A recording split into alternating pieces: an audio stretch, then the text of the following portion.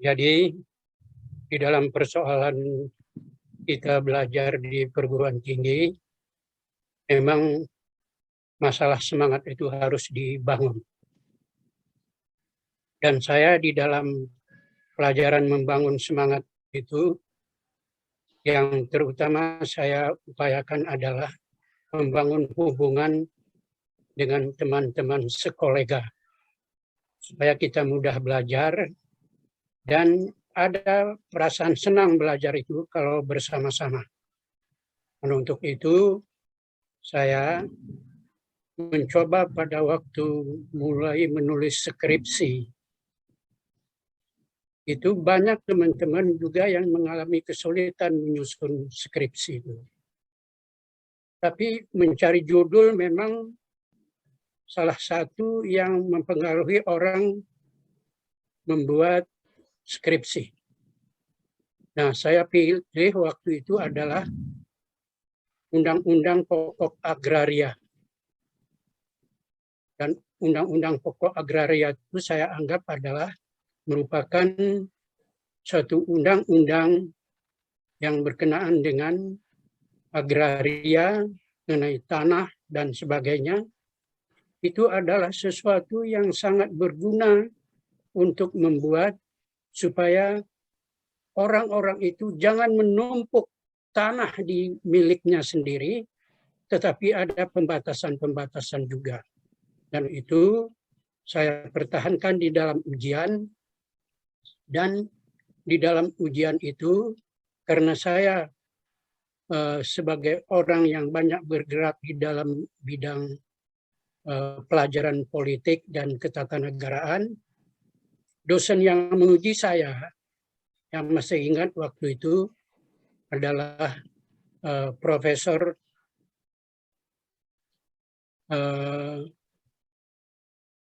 salah satu di antaranya adalah Profesor Ahmad Sansi, dan saya satu lagi adalah Profesor, lupa namanya ya. Tapi orangnya itu sangat membantu sekali di dalam membimbing saya pada awalnya gitu. Yang namanya Profesor Kosasih Jahiri. Beliau itu sudah meninggalkan kita lebih dahulu, tetapi kesan-kesan saya terhadap dia adalah dosen yang baik. Begitu selesai ujian, saya senang betul pada waktu itu, karena terus kedua-duanya dan ada lagi ketua jurusan juga yang ikut menguji pada waktu itu. Dosen yang dua ini, yang dosen senior di dalam ilmu politik dan ketatanegaraan, dia bilang kepada saya, sudah kamu saya angkat sebagai asisten dosen saja dulu ya. Artinya kamu kalau boleh jangan cari pekerjaan lain, sudah di sini saja sebagai dosen, nantinya kamu sebagai dosen, sekarang asisten dosen saja. Kalau kamu bersedia, nanti kita usulkan kepada rektor supaya kamu bisa dianggap sebagai dosen di sini. Tentu saja hati saya berkembang, bukan senangnya, bukan main gitu. Karena orang pada waktu itu banyak disuruh mencari pekerjaan keluar gitu, ya artinya cari aja pekerjaan nanti. Nah, saya tanpa ada basa-basi daripada dosen saya itu, terus mengatakan bahwa kalau kamu bersedia, kamu bisa nanti diangkat sebagai asisten dosen di sini dan akan menjadi dosen di jurusan civic hukum. Waktu itu sudah berubah namanya menjadi jurusan civic hukum. Saya senang, dan kesenangan saya itu tidak lama kemudian saya proses sendiri, dalam arti kata apa yang dikatakan di dalam ujian tadi itu saya coba telusuri bagaimana caranya pengangkatan dosen itu. Dan itu semuanya rupanya di jurusan itu juga ada prosedur yang harus ditempuh. Dan itu harus saya tunggu. Dan kemudian kurang lebih sampai 3 atau 4 bulan barangkali saya menunggu akhirnya saya diangkat menjadi asisten dosen di jurusan Civic Hukum itu. Nah, begitu senang hati saya karena saya aktif tadinya di HMI, pernah menjadi ketua Korkom, koordinator komisariat IKIP Bandung, dan kemudian saya juga sesudah ada kongres daerah di situ, saya ditunjuk juga sebagai seorang ketua pada Badan Koordinasi HMI Jawa Barat. Nah, ini membuat saya lebih banyak lagi kesempatan untuk bergabung dengan teman-teman yang lain. Nah, di dalam situasi seperti itu, yang namanya G30 SPKI pada waktu itu demo kemana-mana, sampai ke Jakarta, di Bandung, banyak kegiatan-kegiatan yang sebenarnya mendukung lahirnya Orde Baru pada waktu itu. Nah, sesudah saya menjadi dosen, saya ada kesempatan juga sebenarnya untuk bekerja di perusahaan. Karena dulu itu kalau hanya menjadi dosen saja, itu pendapatan itu tidak seberapa. Artinya tidak seperti sekarang gitu. Dosen itu mempunyai pendapatan yang cukup banyak, ya, besar gitu. Kalau dulu itu harus cari sambilan.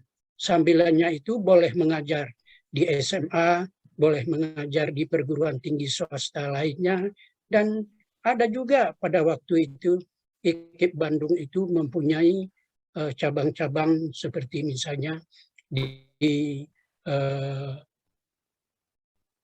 Garut, seperti di Tasikmalaya, ada juga di Jawa Barat di bagian utara itu, ada juga saya pernah juga mengajar di sana, dan ini merupakan sesuatu yang menambah pendapatan dari masing-masing dosen. Kemudian saya bekerja juga, ya tidak full time, tetapi part time. Itu ada perusahaan namanya perusahaan CV Haruman. Saya bekerja juga di situ. Di samping menjadi dosen juga di ITB. Itu ada kelompok kami dari IKIP Bandung itu dikoordinir oleh seorang teman yang senior. Kami ada berlima menjadi dosen luar biasa juga di ITB mengajar Pancasila. Nah, ini merupakan hal yang menguntungkan bagi saya sendiri karena banyak hal yang bisa saya ikuti tanpa mengurangi keinginan-keinginan atasan kita harus begini, kita ikuti saja pada waktu itu. Nah, dalam situasi yang demikian, Angkatan 66 itu mulai mencari pekerjaan masing-masing. Artinya ada yang bekerja di perusahaan, ada yang menjadi di DPR juga ada gitu. Saya karena sudah jadi dosen tadi itu, sudah, lalu saya juga sudah mulai memikirkan kehidupan berkeluarga. Maka tahun 1967 saya juga melakukan kegiatan melamar seseorang, dan lamaran saya itu diterima. Kami bisa menikah pada tahun 1967 itu dengan seorang yang juga adalah jurusan sejarah di IKIP Bandung itu. Jadi adalah adik kelas lah katakan itu, dan dia berasal dari Banten, orang tuanya bekerja di Departemen PU Jawa Barat, sebelumnya di daerah Banten, dan kami menikah di Serang pada tanggal 6 Oktober 1967. Kami dikaruniai 3 orang anak laki-laki semuanya. Dan ketiga anak laki-laki ini sesudah kami pindah ke Jakarta dari Bandung, saya kan sesudah dari Bandung itu, sesudah berkeluarga mulai memikir. Saya berpikiran agak beda dengan orang lain. Pada waktu itu banyak orang kalau bisa suaminya sudah bekerja, istrinya tidak usah bekerja lah, di rumah sajalah nanti untuk mengurus keluarga. Saya berpikiran lain. Saya berpikirnya sederhana saja. Sekarang ini orang mencari kehidupan agak susah karena pada tahun 66, 67 itu ya bukan main susahnya hidup. Kehidupan itu selain daripada karena ada peristiwa G30S itu, juga keadaan ekonomi memang serba susah pada waktu itu. Lalu saya katakan pada istri saya, kita sudah punya anak dua, dan anak yang dua ini, kalau saya panjang umur saya, dapatlah dia hidup dengan layak. Tapi kalau saya meninggal dunia nanti, siapa yang membiayainya? Oleh karena itu ada bagusnya saya ajak istri saya supaya ikut bekerja. Ya, cari juga pekerjaan jadi guru di Bandung. Bahkan menjadi guru di SMP itu, ada SMP di lingkungan IKIP Bandung itu. Dia melamar, tapi tidak diterima. Karena orang sudah banyak yang antri untuk menjadi guru di SMP IKIP Bandung itu. Akhirnya punya pikir, saya katakan, coba kita cari di Jakarta. Karena kebetulan di Departemen PU ada hubungan keluarga yang hubungan dekat dengan mertua saya. Kita coba melamar ke Departemen PU Pusat.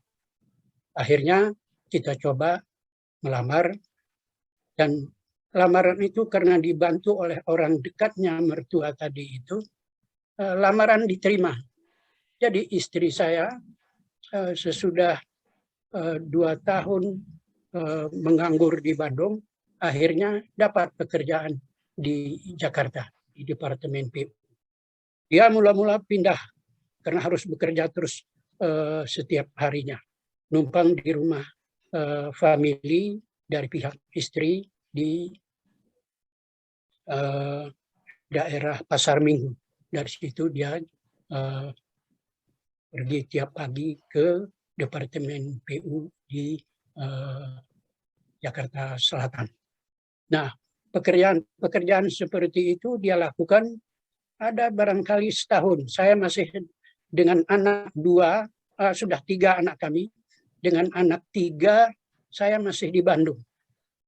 Akhirnya kepada pembantu di Bandung saya bilang, kamu tunggu di sini dulu, saya coba ke Jakarta mencari rumah, artinya rumah di kontrak. Akhirnya sudah diusahakan dengan susah payah dapat rumah kontrak di daerah apa namanya itu ya, di Kebayoran Lama, di Pondok Pinang. Ya betul, saya dapat di situ kontrakan. Akhirnya saya bawa anak saya yang dari Bandung. Padahal di Bandung itu kami sudah dapat rumah. Di dalam komplek IKIP Bandung itu sudah ada perumahan untuk dosen, dan saya dengan upaya-upaya yang saya lakukan, kami agak cepat mendapat rumah itu untuk tempat tinggal sebagai dosen. Akhirnya pindah ke Jakarta, tapi saya belum ada pindah, saya masih di IKIP Bandung gitu. Istri saya yang sudah bekerja di Jakarta dapat rumah, dia pindah dulu, saya masih di Bandung, tapi saya usahakan secepat mungkin, mudah-mudahan saya bisa juga pindah ke IKIP Jakarta. IKIP Jakarta itu kebetulan rektornya itu adalah Profesor Winarno Surahman. Dia itu adalah alumni juga dari IKIP Bandung. Dia pernah menjadi dosen di IKIP Bandung. Saya hubungi dia di IKIP Jakarta. Saya katakan, wah, saya ini Pak harus pindah ke Jakarta. Kenapa harus? Dia bilang gitu. Saya katakan, istri saya dapat pekerjaan di Departemen PU. Anak saya tentu harus dekat dengan ibunya, karena ketiga-tiganya itu, satu masih menyusu, yang dua sudah masuk SD, dan Profesor Winarno Surahmat mengatakan, kalau diizinkan oleh IKIP Bandung, saya terima. Tapi kalau IKIP Bandung tidak merestui, saya susah menerimanya. Nanti saya disalahkan. Saya pulang lagi ke IKIP Bandung. Saya usahakan supaya saya bisa lolos untuk bisa pindah ke Jakarta. Kebetulan IKIP Bandung tidak keberatan, karena di sana banyak dosen yang muda-muda, karena banyak yang lulus gitu. Sedangkan di IKIP Jakarta ada juga dosen yang sudah lama gitu, tetapi ada yang terlibat G30S itu. Jadi ada juga yang harus keluar gitu. Nah, ini kesempatan rupanya untuk saya itu. Sudah, kalau mau ada lowongan di sini juga. Saya pindah dengan bantuan Profesor Winarno Surahmat. Saya bekerja juga di Jakarta itu dengan jalan naik bus lah kita, karena belum punya kendaraan. Naik bus dari Pondok Pinang ke Blok M, dari Blok M terus ke Rawamangun. Kemudian tidak lama kemudian saya bisa beli Vespa, mulai naik Vespa juga dari Pondok Pinang itu sampai ke Rawamangun. Hanya enaknya waktu itu jalan tidak sepadat sekarang. Dulu itu naik Vespa juga kita enak sebenarnya.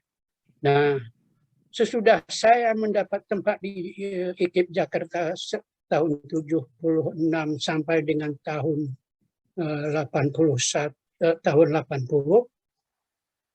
Pak Winarno Surahmat itu diminta oleh pemerintah menjadi Deputi Bidang Pendidikan di BP7 Pusat. Nah, di situ juga mencari orang siapa yang bisa dibawa dari IKIP Jakarta itu. Karena harus ada hubungannya dengan jurusan yang dia miliki. Nah, saya kebetulan karena sudah menjadi dosen ilmu politik dan menjadi dosen Pancasila juga, baik di Bandung ataupun di IKIP Jakarta, Pak Winarno memanggil saya, you mau nggak nemenin saya pindah ke BP7? Ya, kalau Bapak anggap itu baik untuk saya, nggak apa-apa. Ya, kamu pindah sajalah. Tapi saya kasih iming-iming pada waktu itu, karena sudah sempat ngomong dengan teman-teman dari IKIP Jakarta bahwa saya itu diajak oleh Pak Winarno. Padahal di IKIP Jakarta baru saya di sana aja, kurang lebih baru 5 tahun. Nah, masa pindah lagi? Kira-kira kan begitu dalam hati saya ya. Nah, tapi mereka juga berkata begini, itu adalah suatu pemerintah, apa namanya itu, bukan jabatan, tapi instansi. Itu instansi pemerintah sebenarnya sifatnya politik. Kalau kamu pindah ke sana satu waktu nanti dibubarkan, kamu pulang kemari kan susah, karena sudah minta pindah betul gitu. Jadi bagaimana bagusnya ngobrol dengan orang di teman-teman di jurusan Civic Hukum IKIP Jakarta itu, katanya kalau mau pindah lebih baik diperbantukan supaya nanti kalau BP7 ada apa-apanya, karena kan belum tentu yang jadi pimpinan BP7 orang yang senang dengan kita, katanya gitu. Nah, betul, saya temui lagi Pak Winarno Surahmat. Pada waktu itu dia masih menjadi rektor juga dan menjadi deputi di BP7 Pusat. Saya hubungi dia, Pak, kalau mau saya ikut Bapak, tolong saya jangan pindah 100%, tapi saya itu diperbantukan, yaitu untuk sementara. Nah, itu juga bagus, katanya gitu. Akhirnya saya diproses untuk pindah dengan tenaga yang diperbantukan. saya bekerja di BP7 langsung dikasih jabatan sebagai kepala bagian evaluasi. Nah, sebagai kepala bagian sudah mulai saya bekerja di kantor di BP7, tapi saya juga tidak boleh meninggalkan IKIP Jakarta karena janji tadi itu bahwa saya hanya diperbantukan. Jadi tugas di IKIP juga harus dilakukan. Nah, setahun kemudian di IKIP Jakarta itu dibuka pasca sarjana. Loh, Pak Winarno ini sebagai rektor barangkali punya kekuasaan juga untuk menerima mahasiswa di pasca sarjana. Saya akhirnya minta kepada beliau supaya saya diizinkan juga untuk tetap di IKIP Jakarta, tapi ikut di dalam pasca sarjana sebagai mahasiswa. Dia beri iming-iming kepada saya izinkan juga, you punya semangat untuk belajar ada. Tetapi jangan sampai mentelantarkan jabatan yang sudah saya berikan kepada Anda, katanya gitu. Iya Pak, saya pokoknya pekerjaan-pekerjaan itu bisa saya lakukan, apalagi di departemen seperti itu banyak orang yang bisa membantu saya. Akhirnya sambil saya bekerja di BP7, saya ambil di program pasca sarjana. 3 tahun kemudian saya lulus dan mendapat MPD, Magister Pendidikan, bidang pendidikan, kependudukan, dan lingkungan hidup. Karena itu ada prodi yang kebetulan saya lama bergerak di Bandung itu dalam bidang pendidikan, kependudukan, dan bidang kependudukan dan lingkungan hidup. Sesudah dari situ, sesudah lulus, saya bilang sama Pak Winarno, maaf, Pak Winarno sudah nggak di sana, ya sudah pindah. Saya tinggal, nggak ada lagi yang saya kenal dengan jangka panjang dari Bandung atau dari mana gitu, hanya Pak Winarno. Tapi teman-teman yang lain itu respect, memberi dorongan kepada saya bahwa dengan selesainya itu mengajar tetap dilakukan. Jadi tambah satu mata pelajaran untuk saya di IKIP Jakarta itu, yaitu pendidikan, kependudukan, dan lingkungan hidup. Selain daripada hukum tata negara, ilmu politik sudah diberikan kepada orang lain, saya dapat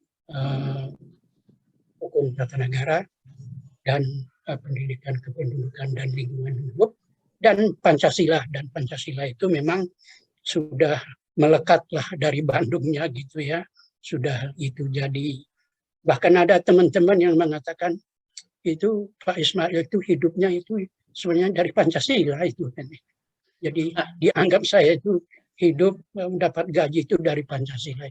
Dan itu karena saya terus lama berkecimpung di dalam pendidikan Pancasila itu sebagai dosen.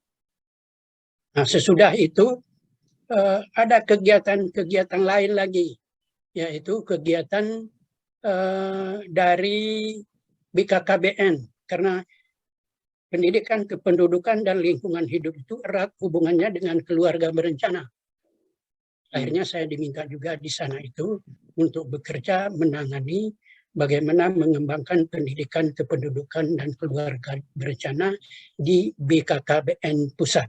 Itu ada teman kebetulan juga pernah ikut seminar pendidikan, kependudukan, dan keluarga berencana. Kami menjadi narasumbernya juga. Nah, ini memberikan satu motivasi lagi kepada saya bahwa jabatan-jabatan itu sebenarnya asal mau kita menekuninya nggak susah, dalam pengertian bahwa itu bisa diatasi sepanjang memang dasar-dasarnya itu sudah ada. Kami untuk ikut di dalam program pendidikan, kependudukan, dan lingkungan hidup itu seminarnya itu 1 bulan. nggak ada yang sepanjang itu. Saya tahu seminar panjangnya 1 bulan di Ciloto itu. Saya ingat teman-teman ada yang masih hidup sekarang, tapi banyak juga yang sudah meninggal dunia. Itu kami tekuni dan itu berguna untuk saya untuk menambah pengetahuan tentang pendidikan kependudukan dan keluarga berencana sekaligus. Pada waktu itu sebelum pindah betul ke Jakarta, agak tertinggal sedikit tadi. Sebelum pindah ke Jakarta, di IKIP Bandung itu juga ada kesempatan untuk mengikuti program Colombo Plan. Colombo Plan itu tugas yang diberikannya atau pendidikan yang diberikannya kepada kita pada waktu itu adalah berkenaan dengan kurikulum dan mengenai educational planning, ya, perencanaan pendidikan. Nah, itu harus tes bahasa Inggrisnya dulu di Jakarta. Nah, saya ikut aja tes, coba-coba gitu. Akhirnya lulus.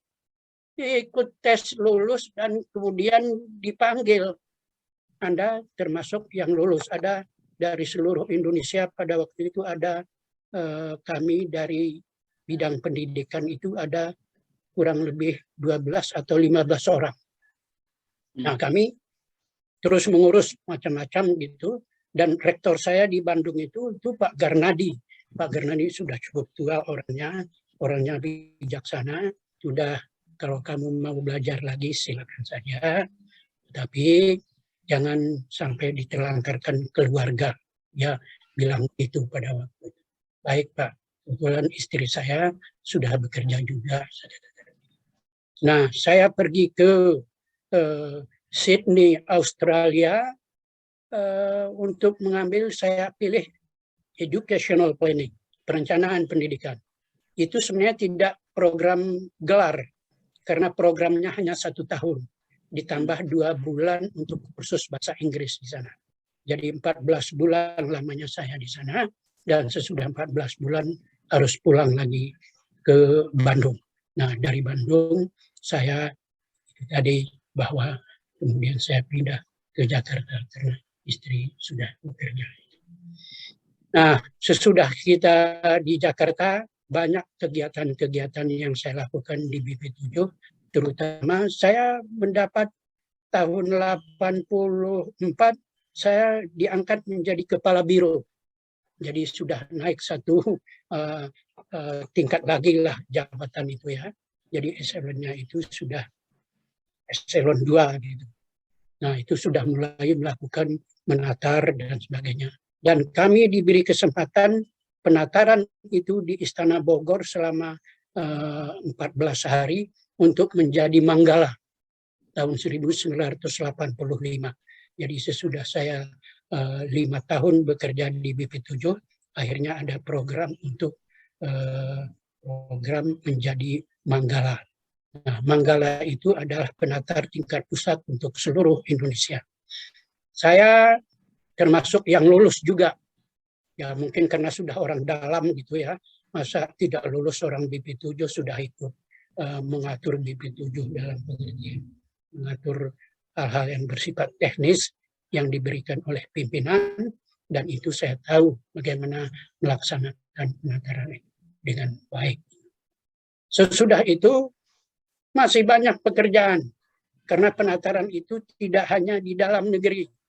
Penataran P4 itu juga dilakukan di negara-negara luar negeri, termasuk di Mesir, di India, di Hong Kong, di Jepang, di Malaysia, di Australia, dan di Amerika Serikat. Pada ronde pertama saya dapat untuk menatar itu, ini sudah tahun 1996-97. Ketua BP7 itu sudah berubah lagi, bukan lagi Pak Suprapto, bukan lagi Pak Utoyo Usman, tapi sudah diberikan jabatan itu kepada Pak Alwi Dahlan. Dia kebetulan dosen dari UI, ahli komunikasi. Nah, Saya ditunjuk oleh pemerintah untuk mengantar P4 itu di Chicago dan di Washington DC. Saya bersama Pak Alwi Dahlan sebagai pimpinan, dan saya, oh ya lupa lagi, saya sudah pada waktu tahun 1997 itu, 96-97, sudah menjadi pejabat eselon 1, yaitu menjadi deputi BP7 gitu. Dan sebagai deputi sudah layaklah menatar di luar negeri. Saya kebahagiaan dengan Pak Alwi Dahlan itu di Chicago dan di Washington DC. Sudah itu periode berikutnya saya menatar juga di Melbourne, Australia. Jadi untuk melihat-lihat dulu bagaimana Sydney, tempat saya tinggal, lihat-lihat sana sebentar gitu, untuk kenang-kenangan bahwa saya pernah juga di Sydney dan sekarang menatar P4 itu di Australia, di Melbourne. Semua itu pesertanya adalah baik di Amerika, baik di Arab Saudi, baik di Mesir dan India dan di Hong Kong. Semuanya itu adalah karyawan-karyawan kedutaan dan karyawan-karyawan konsulat jenderal dan para mahasiswa. Demikian juga di Amerika Serikat dan di tempat-tempat lain di luar negeri. Saya tidak kebahagiaan ke Arab Saudi dan ke Mesir. Sebenarnya yang dilakukan di Mesir, tapi orang yang sudah menatar di Mesir itu sempat singgah juga umroh di Mekah gitu. Nah, kebetulan salah seorang pejabat waktu itu di Mesir itu adalah Pak Afan Hasan. Dia sedang bertugas di sana gitu.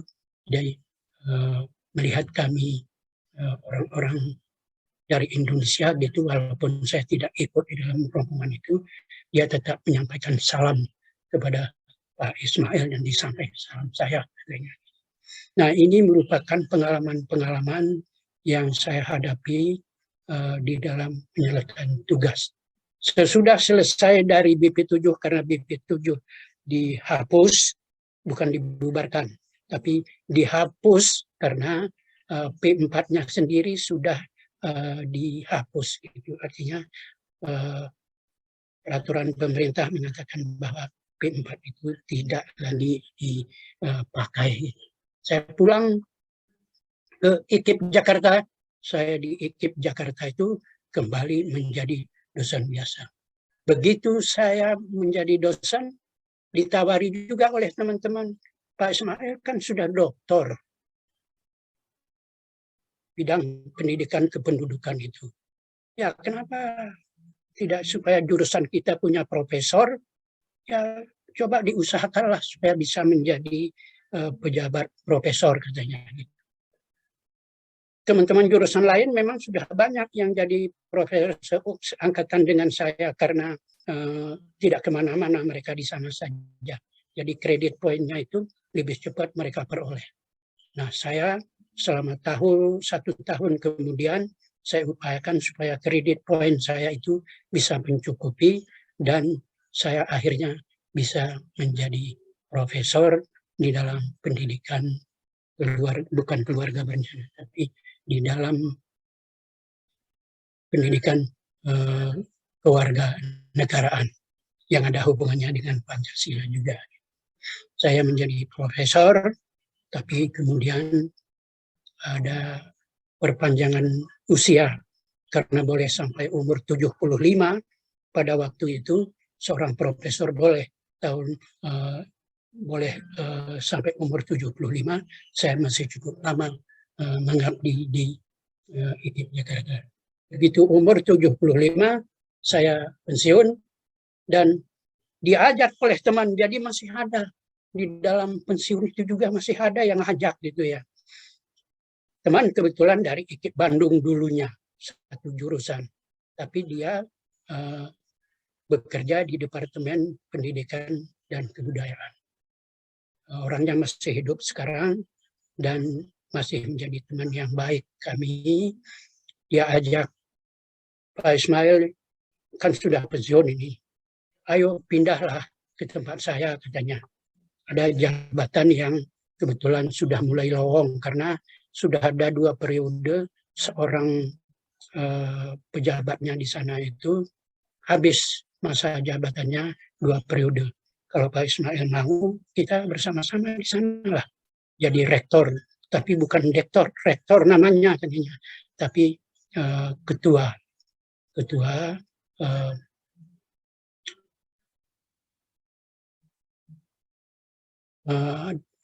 ketua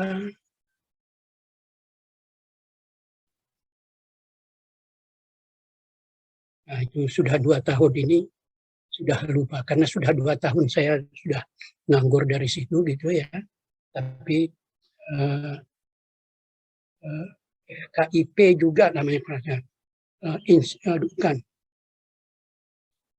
keguruan dan ilmu pendidikan.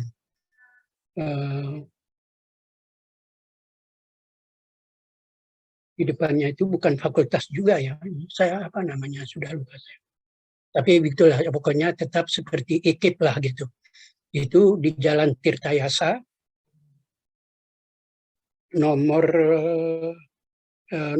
Tirtayasa 4 Kebayoran Baru namanya STKIP. Nah, sekolah tinggi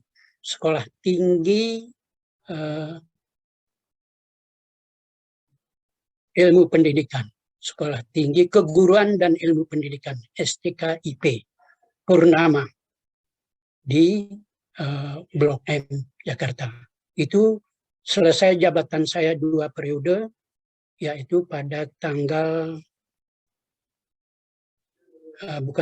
tahunnya saja yang saya ingat, tahun 2020. Sekarang 2022 ya. Nah, yang namanya pensiun benar sekarang ini adalah 2 tahun terakhir ini.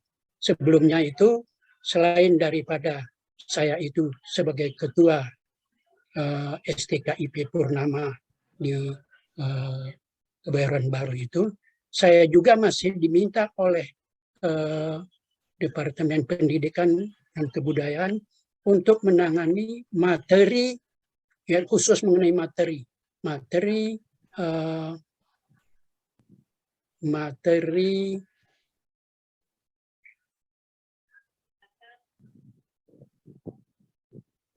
budi pekerti, pendidikan budi pekerti, pendidikan akhlak mulia, dan pendidikan karakter bangsa. Semuanya berkenaan dengan moral.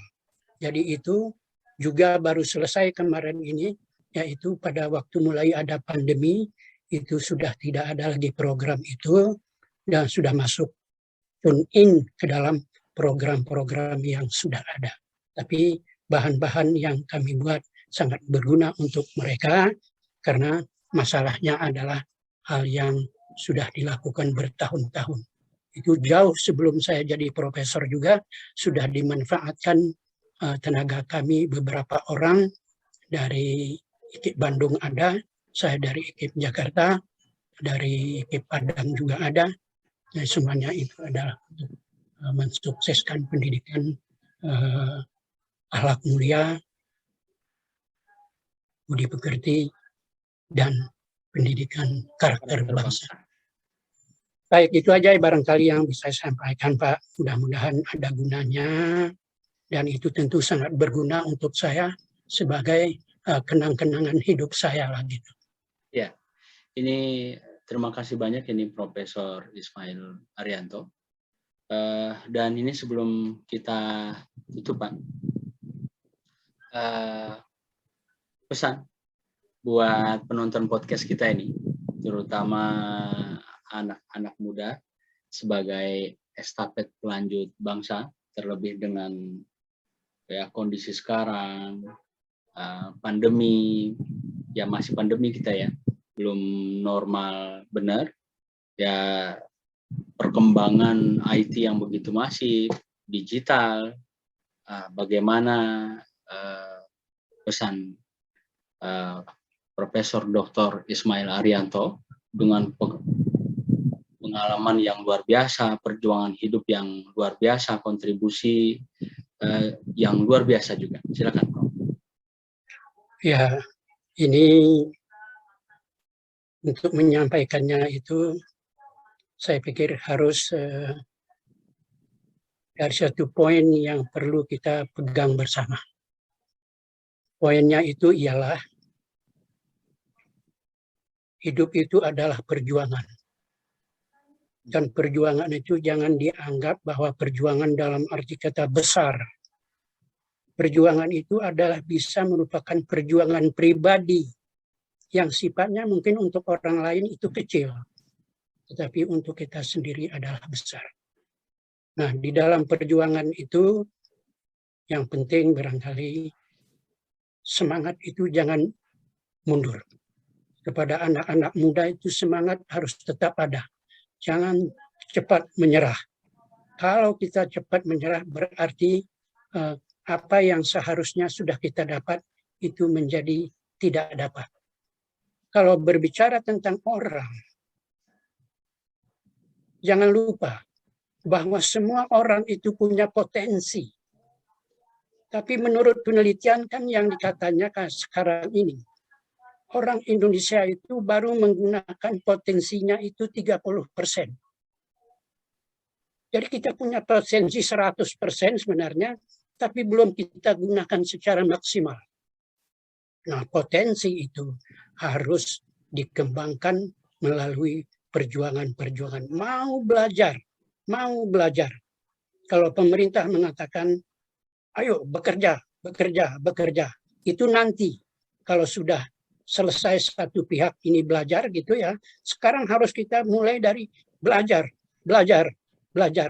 Sesudah belajar nanti baru bekerja. Tapi ada juga orang yang sambil belajar itu juga dia bekerja. Dan itu pengalaman saya menunjukkan bahwa belajar dan bekerja itu seiring kedua-duanya di dalam kehidupan ini. Pengalaman yang berguna bagi saya sendiri adalah bahwa kita harus menjaga yang namanya etika di dalam kehidupan ini. Di dalam karakter bangsa, nilai-nilainya itu adalah nilai-nilai Pancasila juga. Di dalam akhlak mulia, itu juga nilai-nilainya itu semuanya ada di dalam Pancasila.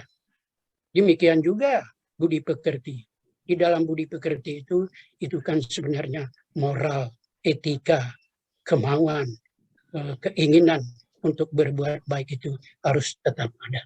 Dan ini yang harus dibina untuk anak-anak muda kita.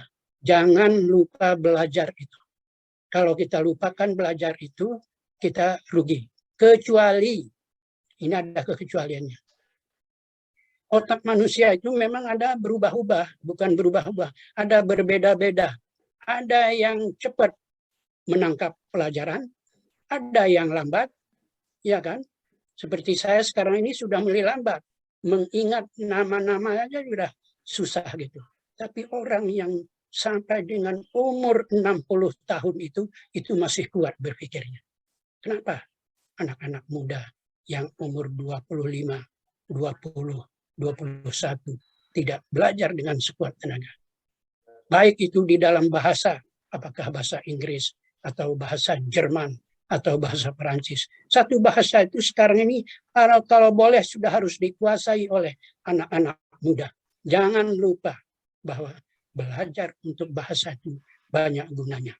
Orang kadang-kadang merasa bahwa belajar bahasa itu untuk apa? Toh nanti gunanya bahasa Indonesia juga. Tidak. Itu harus sejalan dengan ilmu yang kita pelajari. Kalau kita mempelajari misalnya ilmu politik, itu pelajaran bahasa Inggris itu harus kita kuasai. Artinya bahasa asing harus satu, paling tidak harus kita miliki. Supaya nanti anak-anak muda yang sekarang ini banyak mencari pekerja, tidak ada mencari pekerjaan, tidak mengalami kesulitan untuk mencari kerja. Kalau sudah mengalami kesulitan mencari kerja, dan kemudian orang tua di kampung mengatakan, sudah pulang aja kamu, di sini kopi kita kan banyak, udah bekerja di kebun kopi kita saja. Kalau itu yang harus ditempuh, sebenarnya dulu nggak usah jauh-jauh ke Jakarta. Dulu langsung aja tamat SMP, tekuni kopi itu dengan baik. Tekuni menanam kopi, cari tanah untuk kopi. Nanti bisa juga menjadi orang yang sukses hidupnya dari kopi tersebut. Itu barangkali pesan saya. Tapi kalau sudah sampai ke Jakarta, sampai ke Jogja, sampai ke Bandung, jangan lupa belajar, dan juga nantinya bekerja. Terima kasih, Pak. Assalamualaikum warahmatullahi wabarakatuh. Waalaikumsalam warahmatullahi wabarakatuh. Terima kasih banyak, Prof. Ismail Arianto. Ini luar biasa dan cukup inspiratif. Mudah-mudahan podcast kita ini bisa menginspirasi anak-anak bangsa yang menontonnya nantinya. Dan doa terbaik ini buat Prof, termasuk keluarga ya, di umur 84 tahun ini. Semoga terus sehat, kemudian berkah umurnya. Ya, amin. Amin. Amin. Ya. Ya, baik. Terima kasih banyak, Prof. Sampai ketemu di podcast kita di lain waktu pada saat mendatang. Ya, Assalamualaikum, Prof. Waalaikumsalam. Mudah-mudahan Pak Yusradi juga tetap sukses di dalam menangani masalah ini ya. Insya Allah. Amin. Ya, makasih, Prof. Terima kasih. Ya.